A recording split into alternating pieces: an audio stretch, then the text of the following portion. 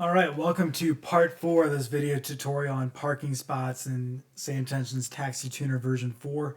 In this video I'm going to show you another tool I use. This is I'd say this is the main website I use for figuring out gate assignments when I make any taxi tuner profile. It's FR24.com. Just like FlightAware, you may be familiar with this one. This is very popular with flight tracking. So with that said, we'll just start right in. What I'll do is, so once I have my list on Excel, I'll usually go for each airline. So let's start here with let's look at like EIN, Aer Lingus. And we'll do like Amsterdam. So in the top, I'll just type in the 3-letter airline ICAO code, Echo, India, and November. I'll click on Aer Lingus, the little arrow here. I'll hit more. I'll zoom in. Then I'm going to click on routes. And then it'll show me a map of all their destinations. Since we're tuning Amsterdam, I'm going to click on Amsterdam. I'm going to scroll down. I'm going to use departures. Arrivals will work, but you'll notice on arrivals that the little yellow icon, the little plane icon you'll see in a minute, isn't at the airport you want, and it's just harder to find. So I always use departures. So click on departures and then click on any of these flights. Let's do Aer Lingus 603. You'll get a list of their recent flights, and the most recent they have was yesterday on the 4th of September. Amsterdam to Dublin. And we'll hit play. And that'll bring up a map, and you'll get an overview of the whole route. And this is that yellow airplane icon I was telling you about. So it only shows up at the departure. If you were to select arrivals, basically that yellow airplane would be at Dublin, and all you would have here at Amsterdam is just this white line. So anyway, you can sort of see here, you click on it, you can see where its track started. Now this one is not very useful because we can assume it left one of these gates here, but we don't really know for sure. So let's try the next one. This one. Again, we don't really know for sure, but it's angled this way and it's on this. This is one of the this is one of the pushback guidelines. And it roughly equates to that, and that would be Delta 16. So I would just go in and I would put in Delta 16 on my spreadsheet, and I did. You can see that right here, Delta 16, and I put 2 asterisks because it's a medium. It's an Airbus. And then what I do is I'll go through the flights on each. This one is no help at all. Let's see this, no help at all. So you can see a lot of them, at least for Aer Lingus here, are not the best. So for a lot of these, I got the data from, I was watching FlightAware on that live map. Or what you can do if you ever run into this problem, you can also go to FlightAware. You can type in, so this is Aer Lingus 603, Echo India November 603.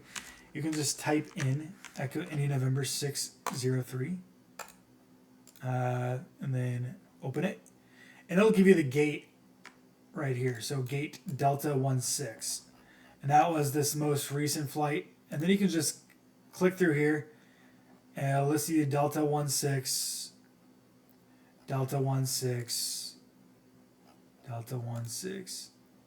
Delta 18, and you can just go through each of them. Now,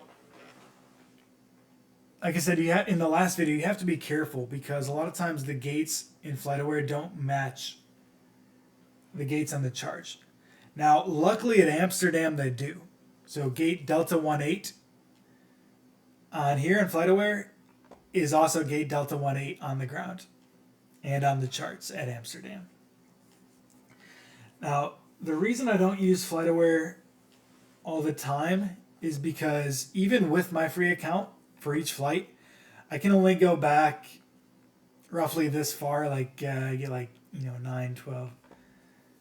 I get like 12 flights, and that's basically as far back as I can go. On Flight Radar 24, I can go back. I mean, look how far back I can go. I can go back almost to the beginning of summer. So usually what I'll do is I'll go on Flight Radar 24. I'll go to go through each flight.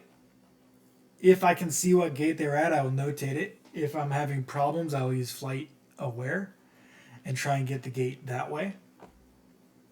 But for some, so that like here, Emirates, I know their data is better because I was just looking at it. At least at Amsterdam. So I'll go to routes. We'll go click on Amsterdam. I will do departures. Now for Emirates, you see a lot of flights because they fly cargo here too, as well as passenger. Passenger is going to be the 777 Whiskey, which is the 777-300ER, and the 388, which is the A380. We'll just click on the A380. So we'll do like Emirates 148. Click on that. It's going to load. Click on play. We'll zoom in. And you can see this one. It has a nice